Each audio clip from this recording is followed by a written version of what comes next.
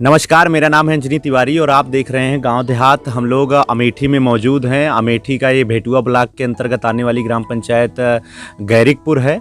हमारे साथ आशुतोष सिंह उर्फ भोला जी हैं और प्रत्याशी परिचय सीरीज की शुरुआत में ही हम लोगों ने इनसे बातचीत की थी। आज जब चुनाव अपने जो है पीक पर है, तब हमारे साथ बातचीत करने के लिए हैं। क्या कुछ इनके मुद्दे हैं जिनके साथ ये चुनाव में आए हैं। स्वयं शिक्षा से ये जुड़े हुए हैं और इनकी अपनी जो ग्राम पंचायत है गैरिकपुर, वहाँ पर सदस्य क्षेत्र पंचायत के रूप में भी ये काम कर चुकी हैं। सबसे पहले तो आशुतोष जी, आपका स्वागत है और हम एक जानकारी चाहते हैं। चुनाव में आने का युवा हैं आप, स्वयं शिक्षा से जुड़े हुए हैं, विद्यालय चला रहे हैं, तो शिक्षा के माध्यम से आप जागरूकता तो काम कर ही रहे हैं। इसके साथ साथ समाज में आपके ग्राम पंचायत में क्या कुछ और समस्याएं हैं जिनको लेकर आप चुनाव में आए हैं? सबसे पहले नवरात्र की आपको बहुत ढेर सारी शुभकामना।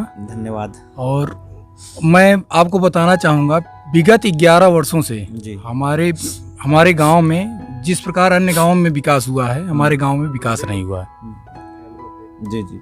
और दूसरी बात यह है कि हमारे गांव में 11 साल में आप 2 पूर्वे हैं, हरिराम तिवारी पूर्वा और पनौली। मैं पहले भी इंटरव्यू में आपको बता चुका हूँ।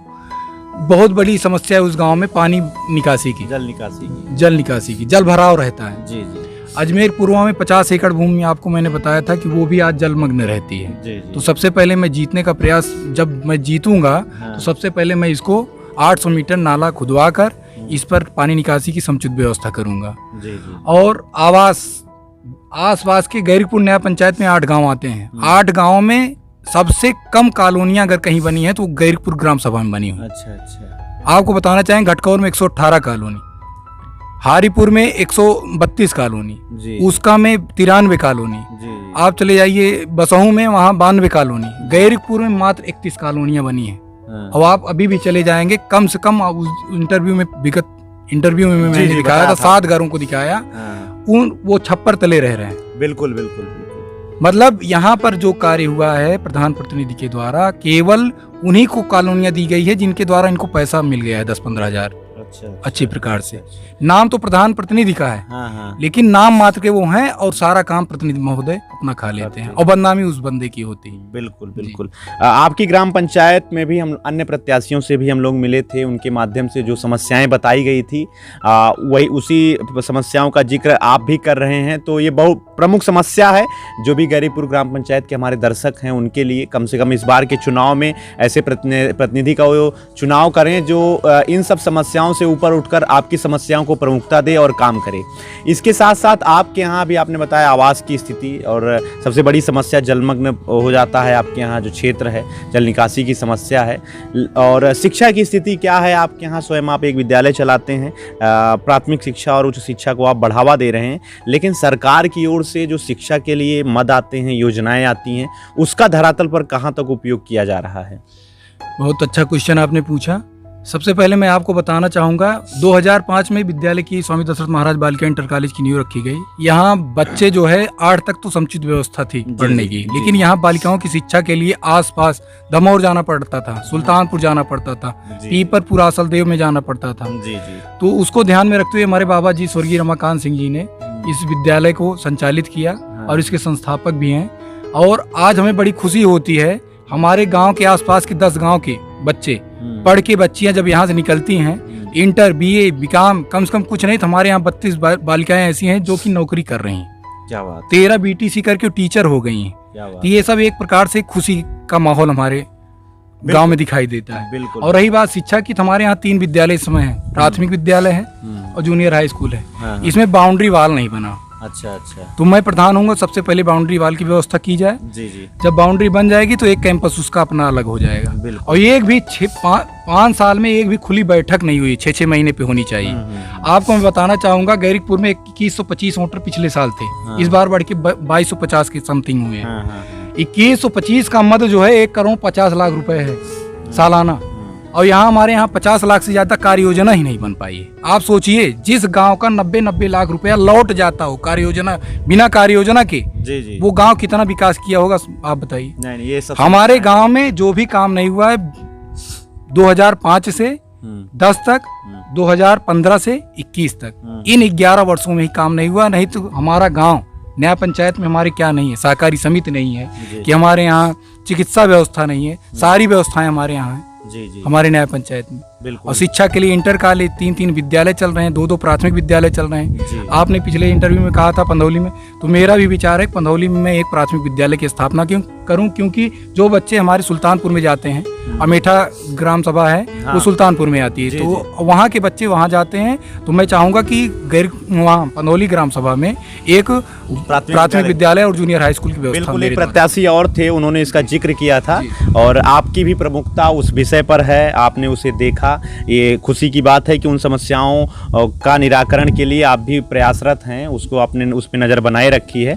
इसके साथ साथ रोजगार की अगर हम बात करें तो जो है मनरेगा वगैरह योजनाओं की चर्चा होती है हमेशा, लेकिन जो अपने यहाँ के लोकल स्तर के रोजगार हैं, कुटीर उद्योग हैं, इनको बढ़ावा देने के लिए विगत कुछ वर्षों में काम हुआ कि नहीं हुआ? आपके माध्यम से क्या कुछ काम कराया जाएगा? हमारे यहाँ आपको बताना चाहेंगे 3-4 काम अभी कोरोना संकट काल पिछले साल 22 तारीख से लगा, तो जो भी ये नरेगा का काम चलाया गया, मनरेगा का, हाँ। इसमें जेसीबी से काम कराए गए, तालाब और नाले खुदाए गए जेसीबी रोजगार से, रोजगार के नाम पे, और ये प्रतिभा पलायन हुआ। आप देख रहे हैं फिर कोरोना संकट हुआ है, लोग फिर से आ रहे हैं, कम से कम हमारे यहाँ 200 मजदूर बाहर से यहाँ आ रहे हैं, वापस आ गए हैं। 26 तारीख को जो मतदान होगा तो ये सब उसमें उपलब्ध रहेंगे बिल्कुल। और ये निर्णायक होंगे। बिल्कुल, ये गैरिकपुर ग्राम सभा में निर्णायक वोटर हैं। जी जी। ये निर्णायक ये बताएंगे कि हमारे 5 साल में क्या हुआ। हाँ। और दूसरी चीज मैं आपको बताना चाहूंगा, पंधौली ग्राम सभा में विभा तलिया है, वहाँ पर हमारे यहाँ कम से कम 300 हरिजन हैं। कभी कभी कोई मर जाता है तो मिट्टी के लिए जमीन उपलब्ध नहीं है। बिल्कुल, शमशान घाट जी, एक शुक्ला जी हैं, उनको वो पट्टा कर दिया गया था, जबकि वो सरकारी नौकरी कर रहे थे, उनकी पत्नी को कराया गया, वो एसडीएम महोदय के द्वारा पट्टा खारिज कर दिया गया। विभा तलिया के नाम से जाना जाता है। और मैं जब भी जीतने के बाद सबसे पहले 80 खंबे 6 फुट के और 4 लवर तार, उसको घिरवा कर एक तरफ मिट्टी हो, एक तरफ जो है जलाने की व्यवस्था की जाए। बिल्कुल, एक अंत्येष्ट स्तर की व्यवस्था बहुत ज़रूरी है। अब हम थोड़ा सा बातचीत करना चाहेंगे। आपकी अपनी ग्राम पंचायत में बहुत तरीके के लोग आरोप लगाते हैं यहाँ पर कि जो है मतलब प्रधानी एक ही परिवार की एक तरीके से वो बन गई है, विकास उससे कहीं ना कहीं वंचित होता है, ऐसा लोग मानते हैं, ऐसा सुनने में भी आता है। तो इन सब चीज़ों के बारे में आपका क्या कहना है, आपका क्या मानना है? विकास ही प्राथमिकता होनी चाहिए, चाहे जो भी जनप्रतिनिधि जनता जिसे चुने, अब जिसको चुनती है तो एक तरीके से जनता का निर्णय सर्वमान्य होता है। तो इन सब के बारे में आपका क्या मानना है? अब आपको मैं बताना चाहूँगा अंजनी जी कि 5 प्रत्याशी हैं जी, 5 में 3 एक ही पिछले पंचवर्षीय में ये तीनों साथ थे। हाँ। अब तीनों में क्या विघटन हुआ? मनोज सिंह उनकी पत्नी लड़ रही हैं चुनाव, और जगन्नाथ तिवारी उनकी पत्नी बिंदु तिवारी लड़ रही हैं, संतोष सिंह लड़ रहे हैं। ये कहने का मतलब कभी 5 साल पहले तीनों लोग एक साथ में प्रचार करते थे। तीनों में क्या विघटन हुआ, क्या बात हुई कि आज ये प्रत्याशी के रूप में है? तो नुकसान इनके द्वारा हुआ है गांव का। विगत 11 साल में काम नहीं हुआ। लेकिन स्वतंत्रता लोकतंत्र की पहचान है, हर कोई चुनाव लड़ने के लिए सक्षम है, सबको अधिकार है, आज़ादी है, किसी को भी आप मतदान करिए। तो कभी कभी बड़े स्तर के चुनाव में भी देखा जाता है, ये तो छोटे स्तर का ग्राम पंचायत स्तर का चुनाव है। ये तो लोकतंत्र की परिभाषा है, कोई भी लड़ सकता है। जी जी जी। वो भी सामान्य जनरल सीट है, अनारक्षित है, तो इसमें सब लड़ सकते हैं। सभी वर्गों। लेकिन हमारे यहाँ ऐसा नहीं है, जिसकी लाठी उसकी भैंस, ऐसे चरित्रार्थ है। लेकिन ये जो 3 निकले हैं, एक ही लकड़ी के उसमें से निकले हैं। अच्छा, टुकड़े निकले हैं। अच्छा। एक तरह से समझ लीजिए कि ये 5 साल पहले सब साथ में रहते थे। क्या विघटन हुआ, अब क्या कैसे हुआ, इसकी जानकारी ये खुद तीनों बताएंगे। बिल्कुल नहीं, कोई भी प्रत्याशी मैदान में आए उसका एक ही मात्र जो है ध्येय होना चाहिए, विकास कार्य, पंचायत का अपने विकास कार्य, लोगों का विकास कार्य। इसके साथ साथ आपके अपनी ग्राम पंचायत गैरिकपुर के जो युवा हैं, जो आपसे जुड़े हैं, जो आपके गांव के निवासी हैं, जिनसे आपका संबंध रहा है, उनके बारे में आप क्या कहना चाहते हैं? क्या कुछ संदेश आप उन्हें देना चाहते हैं? जी, युवा के लिए हमारे यहाँ खेल का मैदान करीब ये है 3 एकड़ का है। तो मैं सबसे पहले चाहूँगा कि खेल का मैदान बढ़िया दौड़ने के लिए वॉलीबॉल की व्यवस्था की जाए, बच्चों के खेलने की व्यवस्था की जाए। खेल का मैदान नहीं है, व्यायाम शाला नहीं है, कुछ भी नहीं है। और एक अम्बेडकर पार्क की मांग लोगों की है, उसको मैं जीतूंगा तो बनाने का प्रयास करूँगा। जो नए युवा हैं वो भी चाहते हैं कि नई चीज़ें हों, कहीं बैठ सकें हम लोग, खुली बैठक हो, हम भी कुछ बोल सकें जी जी या कुछ कर सकें, तो ऐसा कार्यक्रम मैं आयोजित करने का प्रयास करूंगा। और रही बात, विकास बिल्कुल भी नहीं हुआ है विगत 5 साल में। हाँ हाँ सड़क के नाम पे कुछ नहीं हुआ है, जी जी जेसीबी से काम कराया गया, हक छीना गया रोजगार के नाम पे, एक भी काम नहीं हुआ है। मैं आपको बताना चाहूँगा, आप कर लेंगे 3-4 जो काम हुए हैं, तो मैंने दरखास्त दिया है। हाँ। 3 सड़कें मैंने डाला, एप्लीकेशन डाला, उसके बाद ये सड़कें बन रही। इनका पैसा 1.5 साल 2 साल पहले निकल चुका है। जी। आप बताइए, आप इस गांव में क्या और लोगों से क्या कर सकते हैं?